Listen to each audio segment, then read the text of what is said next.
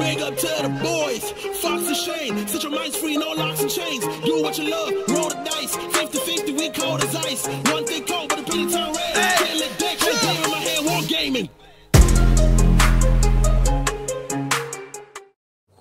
Hey, what's going on, guys? Welcome to Hobby Homies. We are your weekly tabletop podcast.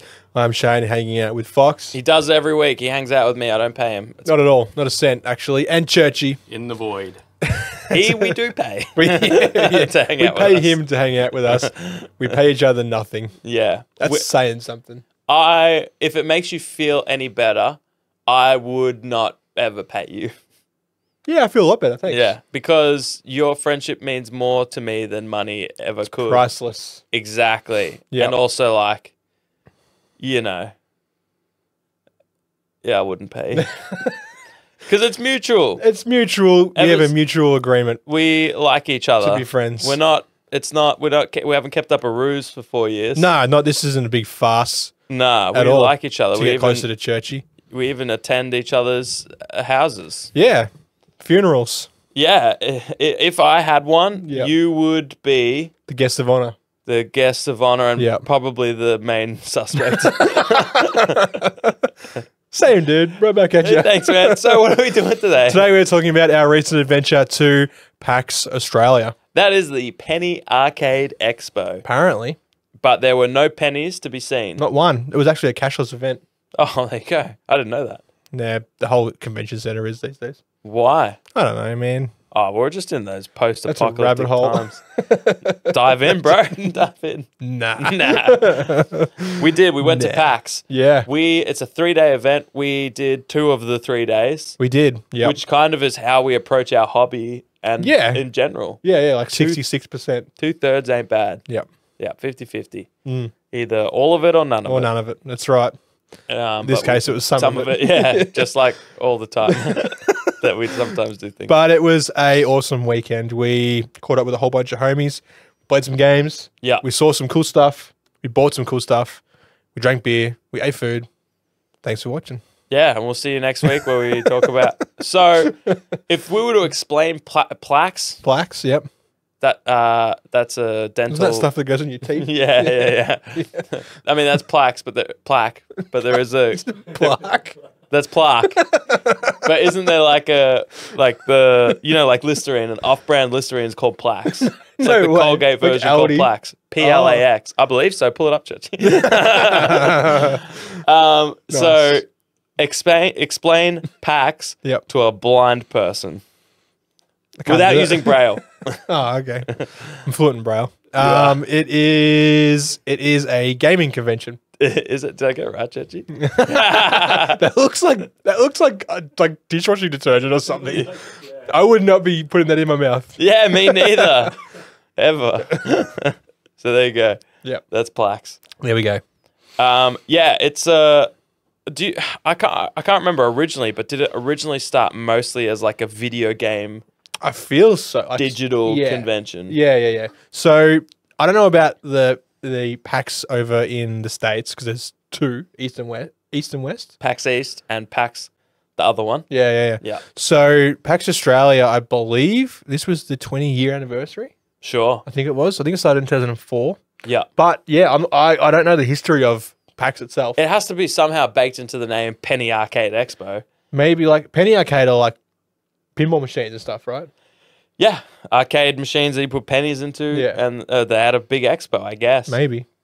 It's funny that I love the opening of an episode about PAX is, what even is PAX? How did it Who start? even We don't knows? know. We didn't. No, we're telling you about our time there, Yeah. not about the history. Why are of you PAX. why are you asking us about the history of PAX? We don't know. Stop derailing the episode. Yeah, we just went there. We're organized. You guys are derailing it. Yeah. So let us know in the comments if you happen to know about Yeah, the please. origin of PAX. Please. So that we don't have to spend another minute hypothesizing about the plaques. Hypothetically. Hypothetically. Vis-a-vis. So now it's split almost in half. The actual convention center? Yeah. Yeah. To be fair, though, half of the half was like chairs and tables. True, because half that was the video game section, Yeah. and that was packed. Yeah. Paxed. And then the other half was tabletop stuff, but Yeah. you're right. Half of the half, which is some mathematical equation not many people can figure out, Quite rare actually. We're tired, man. It was a big weekend. It was a massive weekend. Hey, come on. You called it PAX. That's the thing. So fuck you. It is quite rare. I feel like I've just turned into like a Warner Brothers character. Like a dastardly duck or something. I don't know. Weskley Wabbit. Weskley Wabbit. You turned into Elmer Fudd. It is quite rare. Hey, I'd rather be Elmer Fudd than the quite on the nose racist chicken. Who's the racist chick? Oh, Foghorn Leghorn. Yeah. I say, people are. Anyways. Yeah. That's enough of that. It was quite rare. It's quite rare to know what 25% is. But you're right. It's basically just tables and chairs. Tabletop free play, right? There's a lot of that area for sitting down, playing board games, playing card games. They had like PCs down the back there. Yeah. Yeah, true. So, yeah. Probably a quarter of the quarter or a half of the quarter. You're getting to quantum maths right here. You mean quantum waps? It was like there was console tournaments in one section. Yeah, there was PC tournaments in a section, and then PC free play. Yep. And then console tournaments and console free play, and that kind of took up a whole quarter of the tabletop venue. Yep. What I was thinking about is after we left, I was like, it's interesting. Interesting. Look at you. Yeah, look at me. I can't speak. Look at me. I'm Shane. Look at you. You're me. Doesn't it suck? You idiot. Yeah, I was like, why did they have such a large section of the tabletop part dedicated to consoles and PC games? Because Blizzard. And that good answer. And then why did they have all of the indie tabletop stuff over in the video game section? Flip it and reverse it. Missy Elliott. Whip it, whip.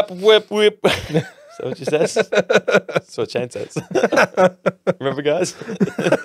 He's the idiot. Not me. Yeah. So that was one interesting layout decision that they made. But typically it was half video games, half tabletop. We basically entirely lived within the tabletop section. I think we did a couple of laps of the PC side, but one of those laps was to get to the tabletop part in the PC. And the other lap was to be like, let's check out all the actual cosplayers. Yeah. Because typically the PC side is where most of the cosplayers who went the next level are, because they're more well established, I suppose. Yeah. It's a larger audience. It's more popular. I would kind of get it if that tabletop section in the PC section was also saying like, hey, check out the stuff at the back. Oh, yeah. Like, but it wasn't. It was like the indies, like the PAX Rising, whatever they call it, Tabletop Rising, like all the like the real indie stuff. Yeah. And like they're not there working for PAX. Yeah. So why would they be sending everyone down like to the tabletop section? I did that there as well. You did actually. I was like, I'm having deja vu. This is a rare one. I blame shit. It's his fault. This is one of those rare moments where Shane repeats himself. Oh. All right. We can do this. We can't. We can do this. It's too late. We've been out of the studio for too long. Cramp my leg. We need to get the silly buggers out. You're actually just witnessing what happens 30 minutes ago. I got a cramp. You got a cramp. I mean, this is an intense thing that we do, dude. Did you stretch? No, Did you go through the pre-podcast regime? I didn't. I missed out. I haven't had enough fish in my diet lately. Yeah, that's not enough exercise. Not enough omega-3. Yeah. Yep. Okay, we could do this. So, let's explain the tabletop half that we lived in to people. If you walk in through one of the gates, you're basically in the tabletop section. Yep. And you're greeted by stalls. Yeah, vendors. Yep. Yeah, which is always... I wish they would call them merchants more. I feel like that would be cooler for my brain cannon. Sure. Vendor is like what you do in an MMO when you sell all the trash items that you've got. That's right, yeah. But I want a merchant. Because they weren't buying anything. They just wouldn't. They wouldn't. You tried. Yeah. You're like, they're not you guys real want to buy vendors. my shoes? And Yeah. they're like, so we're not. Yeah, exactly. They're not vendors. You can't sell them that you're junk. No. For your silver doubloons because it's cashless, obviously. Exactly. So what I found with the vendors is there was mostly it was mostly RPG. Yep. When PAX thinks tabletop, they think RPG. They do. They don't think Board games? miniature wargaming. They No. don't. No. No. It was, if you're going thinking it's going to be a miniature wargaming tabletop section, Yep. you will probably be disappointed Yep. because apart from a little section where people rotate in and out, Yeah. what is that section called? Oh man. I thought it was the what do they call it? Collaborative, but it's not actually. That's a whole different section. Right. That the section Sean where we Connery, played the section where we played Fjord Serpents and Mordheim and One Page Rules and where all that was And Gaslands. and Gaslands. That's the same the last couple of years. Sure. And it's just a small crew of people who are volunteering. Yeah. Very few people there are actually the creators of their game. I honestly think Luke was probably the only one there Wow. showing his game. Wow. You know, everyone else is just like, yeah, we love Gaslands, so we play Gaslands. It's interesting, isn't it? Because people are probably hearing us talk about Fjord Serpents, Gasland, Mordheim, being like, wow, that tabletop section in Shane's Cramp sounds fantastic. It's not fun. This is killing me. It's killing you. Oh, it's killing The me. worst part about getting a cramp there is you can't straighten your No. leg. It makes it worse. Yeah, like So you just got to sit there and eat it. You got to eat your cereal. eating it, dude. Yeah, eating it. Like Just with eat big it. bites. Yeah. Yep. Yep. So yeah, you're probably listening thinking, wow, that sounds awesome. That Sounds like a terrible cramp. Quite Yeah, an it is. eclectic taste of games. You'd be I correct. I feel like the entire section that we're talking about that has those games Yep. is probably the size of this studio. It's not big. Yeah. It's like there's probably 6 tables. Yep. Each Smaller table would tables. sit. Yeah, each table would sit maybe like 6 people. Yeah. So it's you could pack a few people in, but it's like the size of like most gaming clubs. It's probably 6x4 tables. Yeah. That most people have split in half. Yep. Yeah. So it was quite, and that's the only tabletop section. Even for miniatures, there Yeah. was Reaper minis there. Yeah, that had the paint and take. And the paint that they were using was Vallejo. Sure. So are they? I was also thinking about this. They're not related, right? That's two different companies. Yeah, because Reaper is they have their own paint, right? I thought they did. So why were they using Vallejo? So my question was, Yeah. I had a lot of questions. Yeah, it's just My questions question need was, answering. how many questions do I have about this? I have A few. several. Yeah, at least 2. Yep. Who are you and what does your daddy do? What do you do? No, who is your daddy and what does he do? Sure. I don't know. There's a mosquito That's in a here. big mosquito. Okay, we'll keep note of that. If this podcast ends early, that's why. Yep. So, yeah, so the tabletop wargaming Yeah. part was just, honest. It was like maybe 2 or 3 different clubs. Sure. Yeah, it was. It had Stab, Stab. the Sutherland Shire nomadic group. Yep. I forget what the STAB stands for, but it is the Sutherland Shire wargaming group that I don't think at the moment has a home. Yeah. So they kind of just pop up and play. Is it games like with us. Sutherland Shire tabletop and board game or something like that? Possibly. It is now. That's even better. Whatever Yeah. you guys had, Yeah. ridiculous. Yeah. That's way better. You can have that for free. What's actually. crazy, it was like worlds collide because we saw one of the people in our Discord, Neil. Yep. We saw him. And With Luke. we said howdy, and he was wearing a stab top. Yeah. And I was like, oh, that's the same thing that our friend Luke, Yep. the creator of Fjord Serpents, is wearing. Yep. And Luke said, this is also my gaming club that I'm a part of. when Yeah. I think it's his local, which is still not quite so local because he is rural. Yeah. But yeah. But there was those guys. There was Westgate Wargaming Club Yeah. and Warplings. Yeah. Which is cool because of those 3, we know of all of them. We've been to all of them. You've played it too, and then Sutherland we know of because Yeah. of people that have been there. Because that's Yeah. Queensland, by the way. Yeah. Isn't it? Sutherland's Sydney. Oh, right. I get them all It confused. can't be like- Sutherland then. It's something else. Oh, sure. Because Sutherland is Sydney, where Moab was. Oh, right. Oh, maybe it's Yeah. not Sutherland. Yeah. Isn't that what Neil's from? Maybe I'm tripping. Maybe it is Sydney. No. Neil's definitely Queensland because he's up Sure. near Moose. Yeah. Yeah. Interesting. We have a lot of questions. Yeah. Let us know on the Discord Yeah. and also the YouTube comments. Maybe it's... Yeah. I have a lot of questions. How do they all know each other? Maybe it's that nomadic. I don't think they're Sutherland Shire, dude. Sure.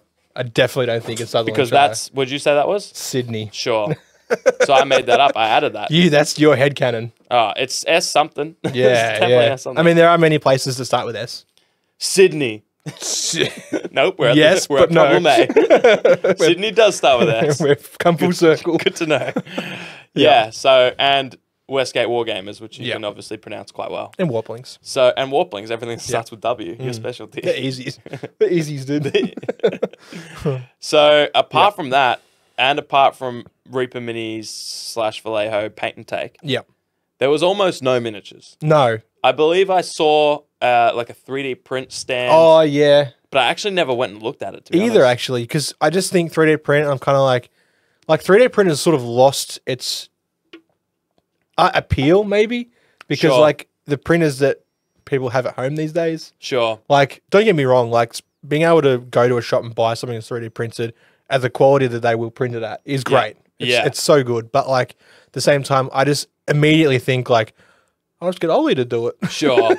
I'm always like, I having owned a 3D printer, I actually get excited now to see them. I'm the opposite. Because you know the work that's involved. And I'm like, I don't. Yeah, true. Yeah. Especially resin. I would rather pay someone who does it constantly to a high standard, like Oz Wargaming. Who just got, oh man, I got to show you some pictures. This is not an ad. There is, he sent me pictures of some new resin that he got. Far out. It looks so clean, and like the new prints that he's been doing. And when I see stuff like that, I'm reminded that's why we pay them. They keep up with the print game, with the resins, and we don't have to. Of course. But you're right. When you have, I think I like it better when you can view an online store. And like go through 3,000 things. I kind of get overwhelmed when I go to a place that has printed miniatures there ready to go. Because then I'm like, there was one at CanCon where I was like, these are all sweet, but you have so many. And they're all just grey plastic and they're all just on a table and I just can't take it all in. Yeah, I went to a hobby shop, slight tangent, in Footscray a little while ago. They're a 3D printing shop, right? So like they have like 6 printers. I might have even spoken about it on the show, but like they had some like a lot of basing stuff there. Like there's that company that makes all those basing bits, you know, the one. You guys know the one. And they had like a lot of their stuff. And like there was one that was like little like 6 packs of beer that you could put on bases. That's cool. I actually bought like $3 for a pack of however many. Oh, what, you have those? Yeah, I got them. Yeah. But I'm like, minis, by the way. This is amazing. Like, this is cool. But actual minis themselves, I generally just don't even look. It's interesting because I feel like that is a cool part where, and I'm sure like probably people with 3D printing companies have tried it and it hasn't worked as well or whatever. But I feel like that's so much more interesting to a lot of people like yourself where you're like, if I want minis, I'll go get plastic minis or metal minis or whatever. But if you had like basing materials and scatter and just little bits that you like, you can't really make plastic kits for because it's not viable. No, that's right. But people don't want to spend all the time crafting on those little things. Oh, and you couldn't, like, some of the stuff there would be so hard to, like, I look at those little 6 packs of beer and I'm like, the effort to make these out of, like, paper or card or whatever, it wouldn't be worth it. I saw someone do, like, a DIY, like, mini barrels. And they did fantastic barrels. But what they did is they had, like, straws. And they wrapped little things around the straws and they sprayed it and it kind of filled it. It looked fantastic. It looked like barrels. But it took them so long. To make one. They were like, they would cut the straw up and they would make probably 12 of them. And I feel like that would take them an hour or two. Which is pretty good. But also like, here's some money, give me some barrels that you've 3D printed. Takes a lot less than an hour or two. And that's the time you don't want to be spending on that kind of stuff. Nah, it's valuable time. You're right, we've gone on a tangent. This is about PAX. Massive tangent. This is about PAX. So yeah, there was that one stall that probably had miniatures that neither of us checked out. That was over near those big dragons, right?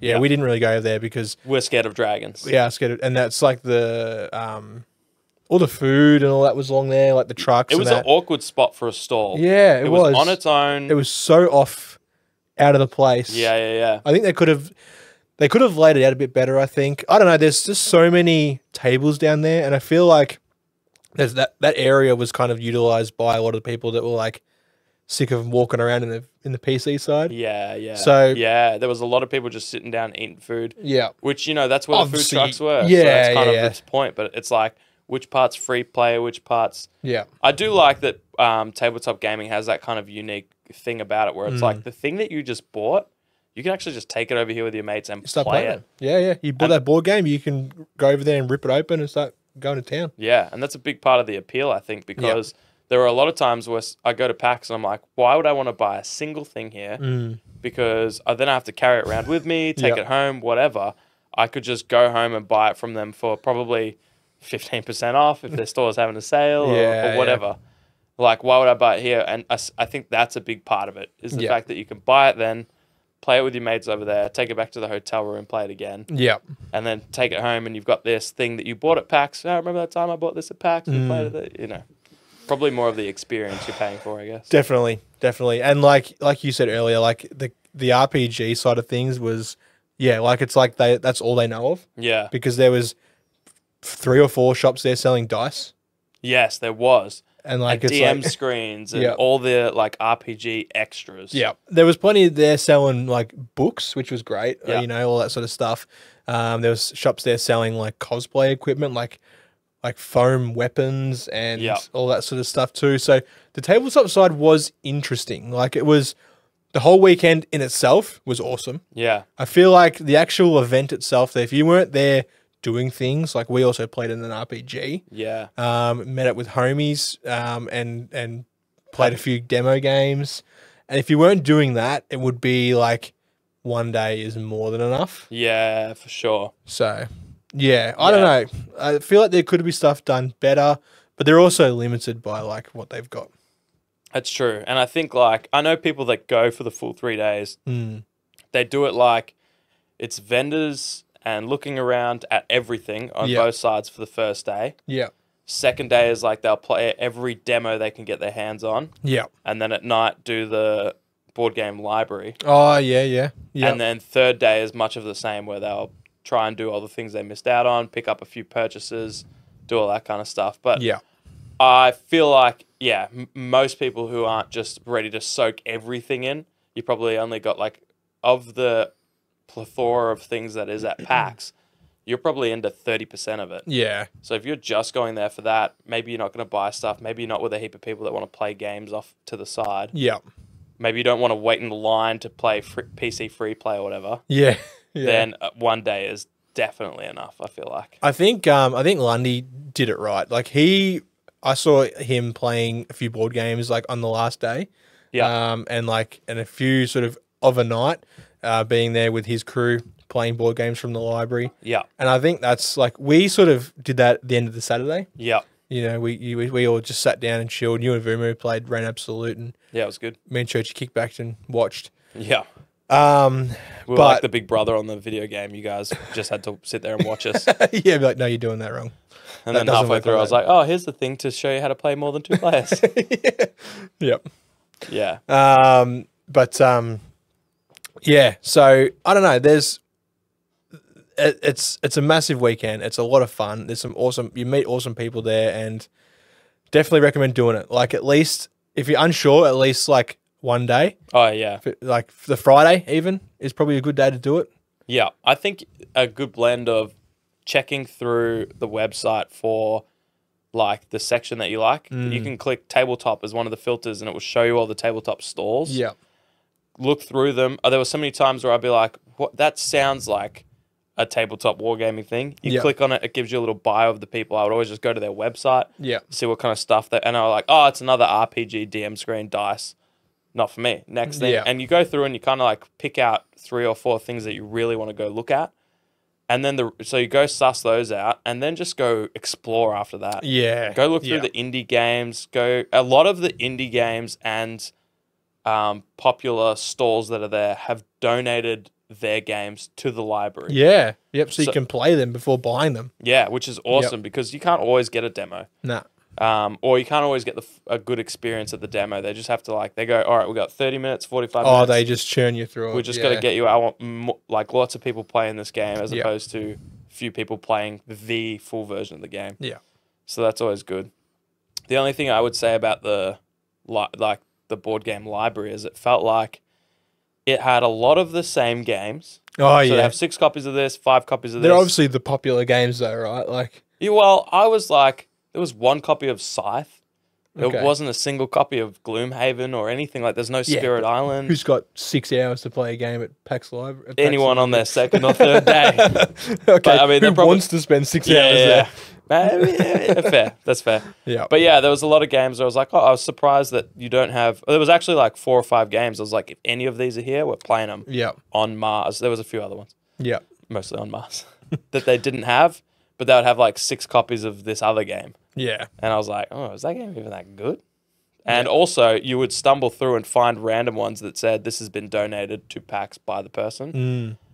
I just wish all of the games that were there at PAX that had been donated were on a separate table. Yeah, yeah. And it was like, and so that you could clearly identify, hey, this is a game. You might not have seen it yet. It's over at the indie thing. Yeah. So if you play this and like it, go chat to the people that made it. They did have a table there that had Aussie like flags on each Australian-made game. This is a great point, actually. When we went, I was very drunk.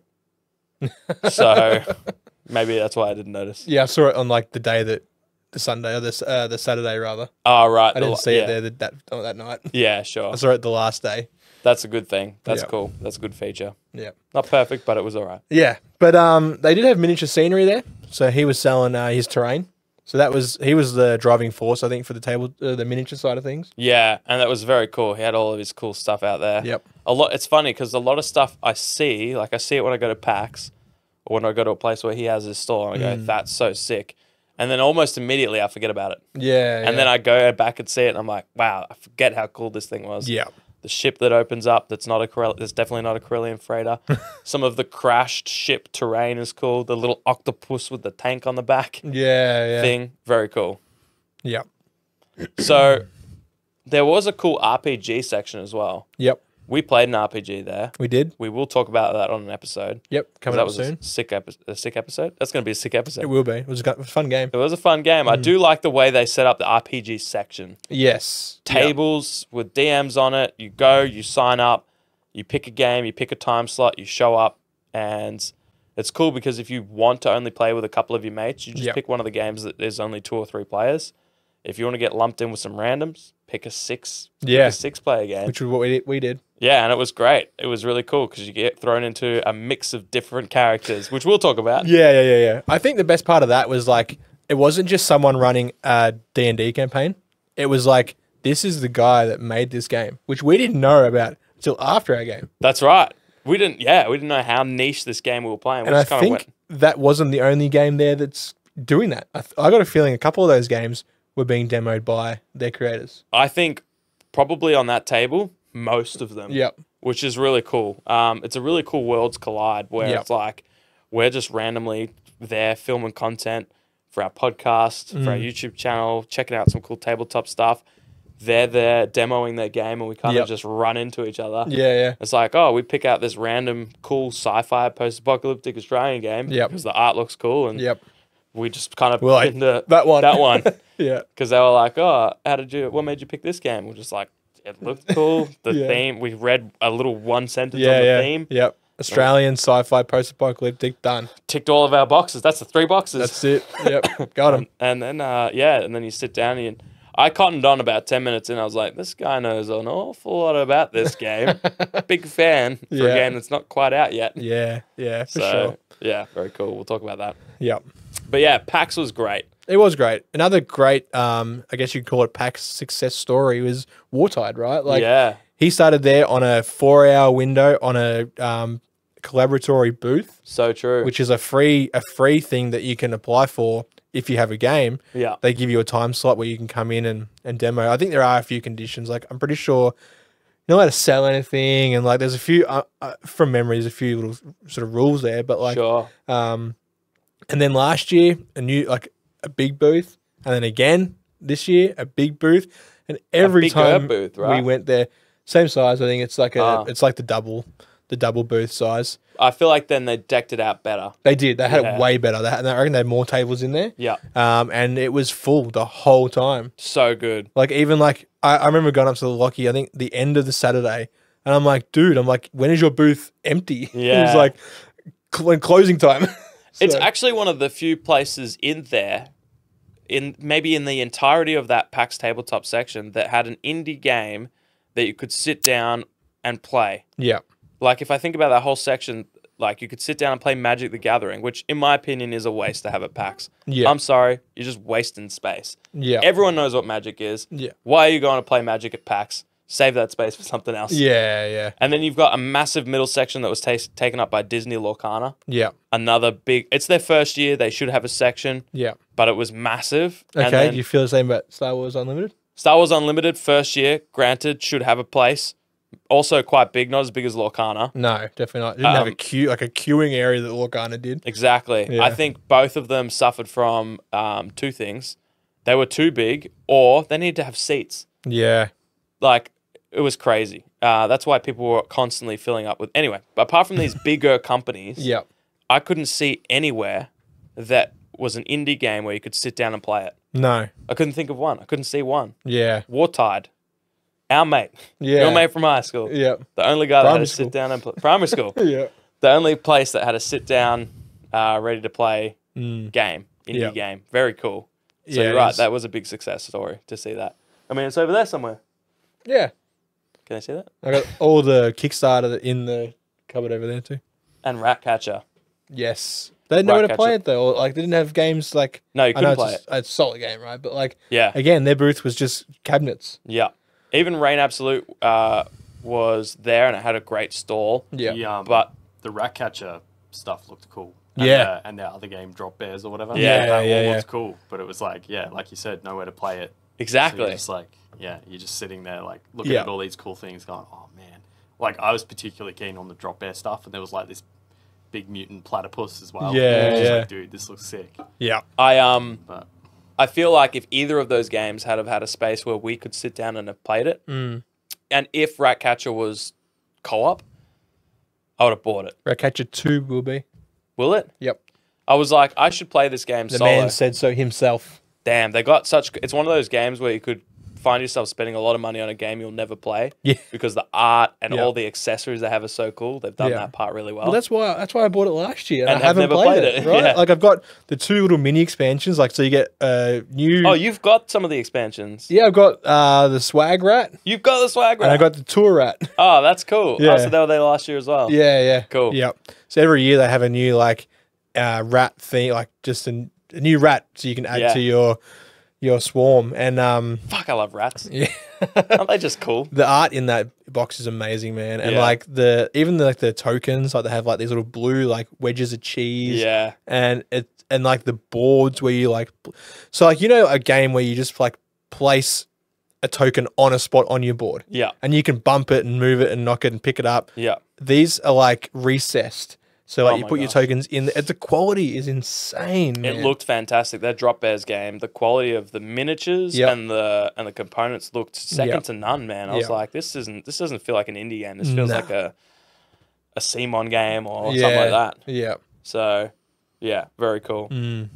So yes, it was sick to go there and see Wartide. It just like kind of flexing on Oh yeah.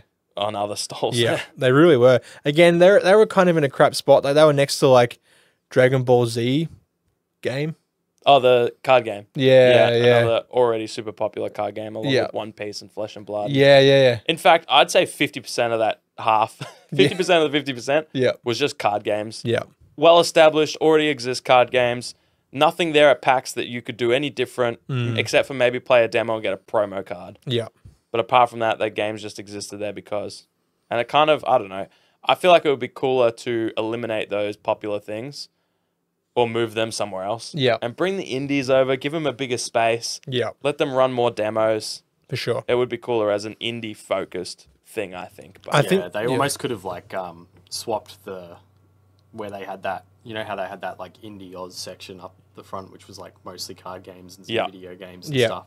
They almost could have like swapped out the popular games and put them up there. Yeah. And then Yeah. put that big section down with all the other board games and stuff. I that think were it'd be too more indie. noisy though, Yeah, it might be. because that side was going off. Like The there was, video like, game section is all hype. dodgeball and- Yeah, it's all hype. It's all Yeah. people.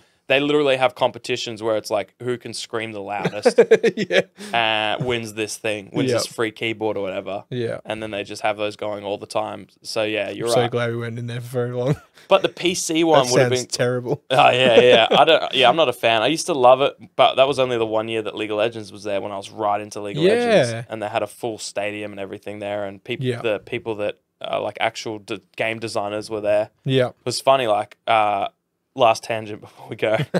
I lined up in this thing where you could get some of like, we didn't quite know who they were. We were like, are these people like, or are they just staff? Because they're giving out free stuff, giving out the lanyards. Yeah. That even today people like Lockie from Wartide are wearing. Oh, was so it? his says support on it. It was a League of Legends one. That I got a support one up there. Yeah, you probably did. You go then, or did we hand those out? No, I got that. Oh, there you go. Yeah, from 2016 or whatever. Oh, right. People are still wearing them. That's the only time you could get them. Yeah. So if you see people, they're OGs. From almost a decade ago. Wow. I have to wear it next year. Anyway, we lined up, and I had a little Ziggs ball that me and Stewie had bought. Like a little bomb that one of the characters has. Oh, yeah. Me and Stewie got one each, and I was in a line just kind of playing with the ball, and you have to answer questions, and they'll give you a lanyard. Yeah. So he asked me, he's like, oh, I see you got like a bomb from the character Ziggs. What's his Q ability called? I was like, oh, man, I've just been playing this character all week. It's this. What's his W? This. What's his passive? This. What's his ultimate called? Oh, this. He's like, wow, man, do you enjoy playing Ziggs? I was like, one of my favorite characters, man. It's so cool. So well designed. You could do so much cool stuff. He's like, that's really cool. I made that character. Oh, no way. And I was like, you have to sign my Ziggs bomb and my brother's little bomb. Yeah. Because you made this character that we love. Yeah. And it was like so cool. So anyways, that was a tangent. But Where is it? Huh? Where is it now? I don't have mine. It's gone. What do you mean it's gone? The bomb? Yeah. Yeah, I don't know where it is. I've moved house. I've been to Queensland.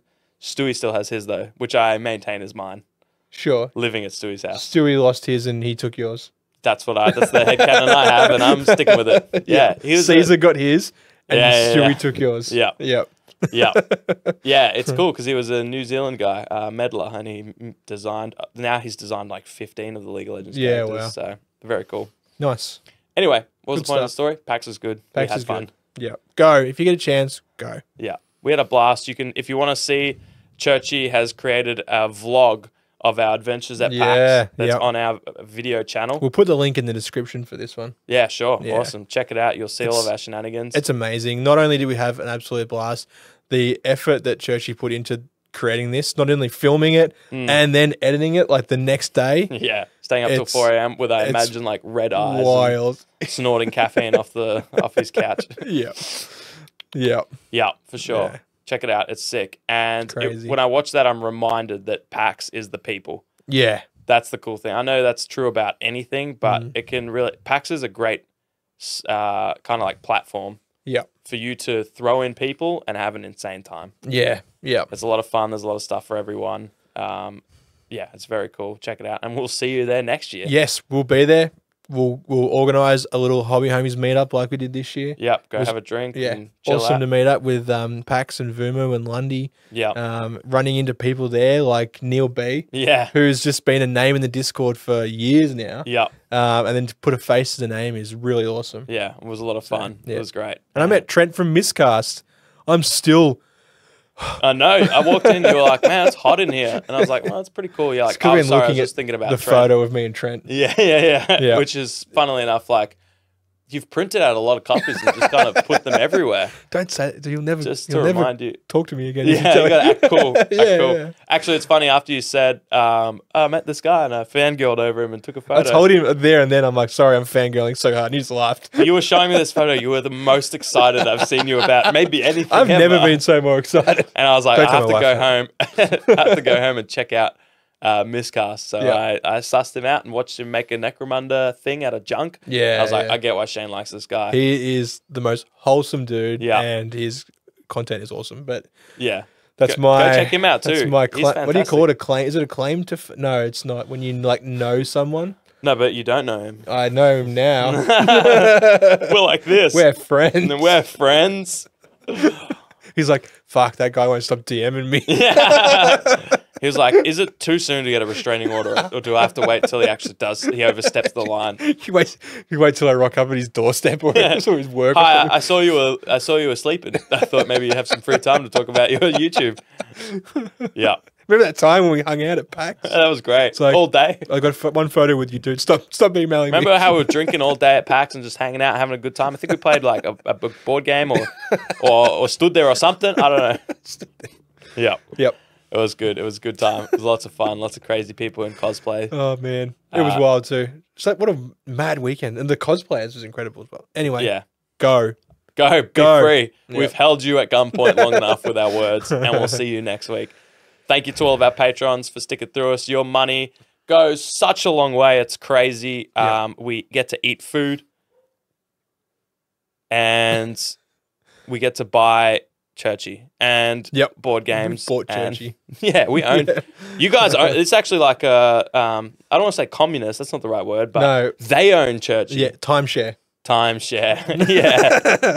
that's the capitalist version of communist. Timeshare. Yeah. One person actually owns it, and you just pay them to pretend to own it. Exactly. That is such. It's like, you can use it for 5 minutes. Somewhere between November 87 and when no one else is using it. I love that someone else after watching a video in the Discord was like, I need a Churchy. Yeah. Well, for as little as $2 a month, you get early access to videos like this, and you can also have your very own Churchy. Yeah.